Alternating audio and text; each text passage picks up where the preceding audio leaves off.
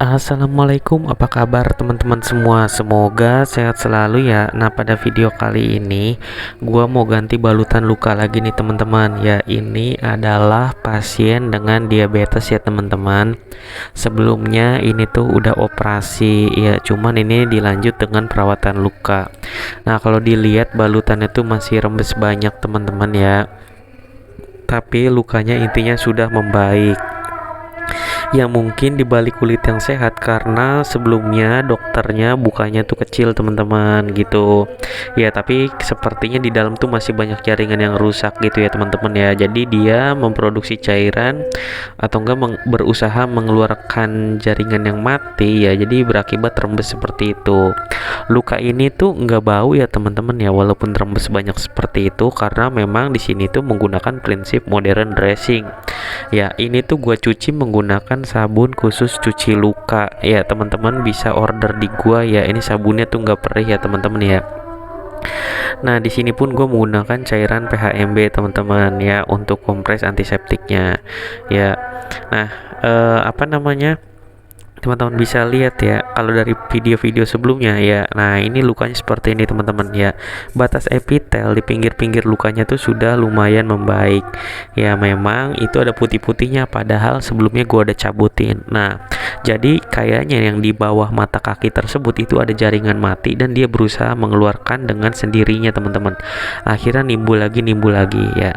Nah, ini gua spray-spray pakai cairan antiseptik ya teman-teman ya. Habis itu kompres. Nah, ini habis itu sebenarnya digosok pakai kaset tuh bisa ya. Kebetulan di sini gua ada pinset, jadi yang putih itu mau gua buang teman-teman. Ya, di sini granulasinya juga udah bagus. Nah, ini gua buang nih putih-putihnya. Nah, tuh dia.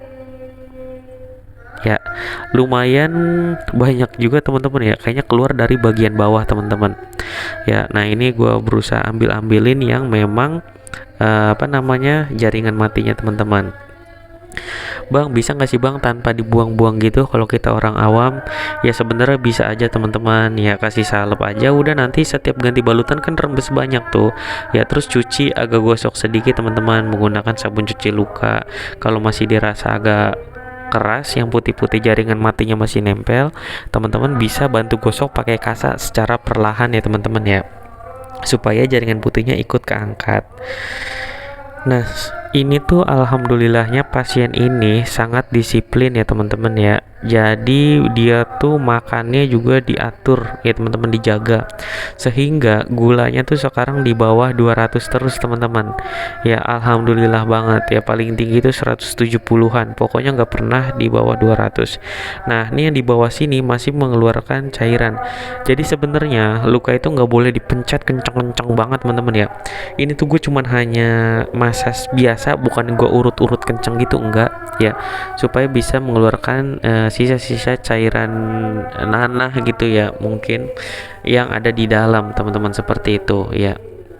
Tapi intinya nggak boleh dipencet kenceng-kenceng banget karena beberapa ada yang WA ke gue ya, bang ini dipencet-pencet banget bang kalau di fasilitas kesehatan gitu kan, kalau di rumah sakit ya. Sebenarnya kalau di perawatan luka modern tidak dianjurkan ya teman-teman ya untuk dipencet-pencet seperti itu, karena ketika kakinya sedang meradang atau nggak membengkak kita pencet-pencet itu justru pencet-pencetnya kenceng, itu justru lukanya tuh akan ini teman-teman, apa, banyak yang rusak di dalam ya. Awalnya pun pasien ini itu tuh ngerasa apa ya, kakinya tuh nggak enak ya. Nah, di area kapalan di mata kakinya ini terusnya tuh kemudian diurut teman-teman ya. Ketika diurut sepertinya gulanya tinggi. Nah, abis diurut itu justru bengkak ya. Namanya diurut kan pasti ditekan-tekan ya teman-teman ya, apalagi kalau di kampung tuh kalau diurut yang gak sakit tuh belum bener gitu kan katanya. Nah, itu yang menurut gua kurang tepat teman-teman. Oh iya, buat teman-teman yang butuh jasa perawatan luka untuk area Jabodetabek, insya Allah gue bisa visit langsung dan ajarin teman-teman langsung gimana cara ngerawat luka. Ya hubungin aja nomor gue yang ada di kolom komentar atau enggak kolom deskripsi.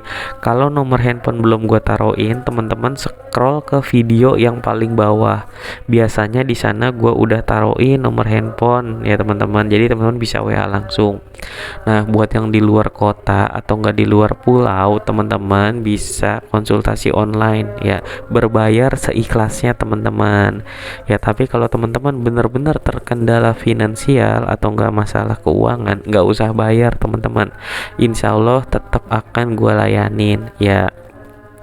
Jadi seperti itu ya teman-teman ya. Jadi banyak juga yang konsultasi online dan alhamdulillah berhasil teman-teman. Teman-teman bisa lihat di video-video sebelumnya yang pernah gue upload ya. Ada yang dari Maluku, dari mana ya, itu alhamdulillah berhasil.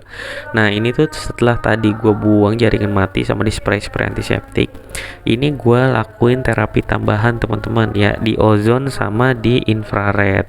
Sebenarnya terapi ini tuh nggak wajib ya, karena gue punya alatnya, gue kasih aja ke luka ya, khususnya buat luka-luka yang memang di kaki ya teman-teman. Jadi gua pakai ozon. Untuk fungsinya apa sih? Ya, untuk lampu infrared ini memperlancar sirkulasi darah ke area luka. Ini tuh anget ya teman-teman ya. Jadi sebenarnya bukan buat luka aja. Kalau teman-teman datang ke fisioterapi, ya itu tuh kadang-kadang di sinar gini juga, ini tuh rasanya anget teman-teman ya. Jadi sebenarnya nggak berbahaya. Ya, teman-teman silakan baca aja di jurnal-jurnal penelitian manfaat dari lampu infrared gitu. Nah, sama ozon pun seperti itu teman-teman ya. Ini untuk apa ya? Membunuh kuman lah gitu, kasarnya sih seperti itu teman-teman ya, untuk mensterilisasi luka lah kasarnya gitu, membersihkan dari mikroba yang tidak terjangkau gitu.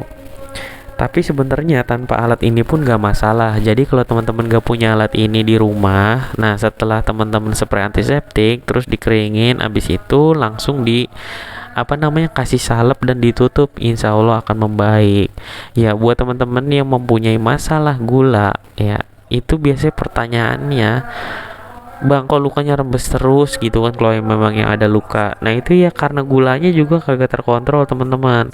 Seandainya gulanya sudah terkontrol tapi masih rembes terus, itu cuma teman-teman yang tahu kenapa alasannya. Ya apa karena terlalu banyak aktivitas, apa karena terlalu kakinya sering ngegantung, apa karena apa, pasti ada sebabnya teman-teman. Begitu. Ya karena luka harusnya semakin dia akan membaik, itu tuh luka juga tidak akan terlalu sakit yang gimana-gimana. Tapi kalau tiba-tiba awalnya bagus nih luka, tiba-tiba ngebut banget, pasti ada yang salah. Entah karena gulanya ngelonjak, apa karena aktivitas dan lain-lain ya. Memang itu harus dibatasi teman-teman sesuai dengan toleransinya. Biasanya juga orang yang sakit gula itu kalau ngerasa udah enakan, gulanya stabil terus, kadang makannya tuh dia pengennya yang macem-macem. Nah inilah yang sangat membahayakan, karena sekalinya tinggi itu tuh kerusakannya juga justru akan semakin banyak walaupun lukanya dikatakan sudah membaik teman-teman. Itu hati-hati ya teman-teman ya. Jadi harus tetap harus tetap disiplin ya, karena kuncinya tuh kedisiplinan. Saran gue juga nggak usah lah beli pil ini pil itu ya, yang herbal yang harganya juta-jutaan ya, buang-buang biaya teman-teman ya. Jadi ya pokoknya intinya semua tuh perlu proses, nggak ada yang bim salah bim. Hari ini gula 500, pengennya abis minum obat langsung di bawah 200 ya teman-teman, itu agak sulit jujur aja.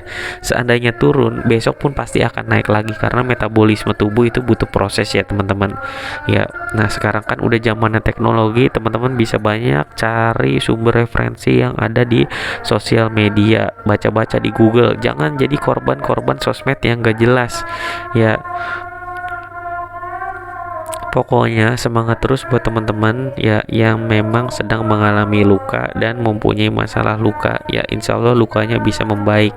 Kalau teman-teman tonton di video-video gua itu kan banyak luka-luka yang besar-besar tapi alhamdulillah sembuh gitu kan teman-teman.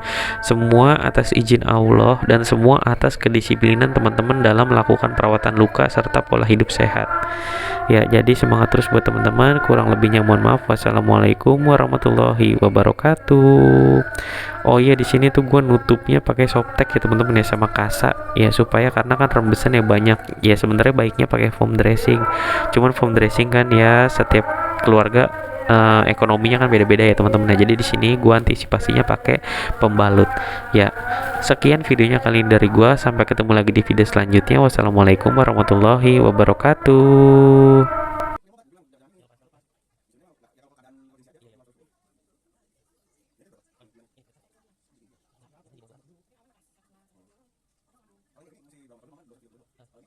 Ini yang udah ini bisa langsung. Ini buat ya. Iya, 510 ini bertahan. 510. Sama kali. Bukan sama sekali. Sekali. Sama. Tapi masih ini tadi. Ya, kalau lagi makan kayak nasi ya. Suratnya cuma kayak singkong kayak gitu. Ya kalau lagi kami. Nah, ya Pak ya. Masih ada yang di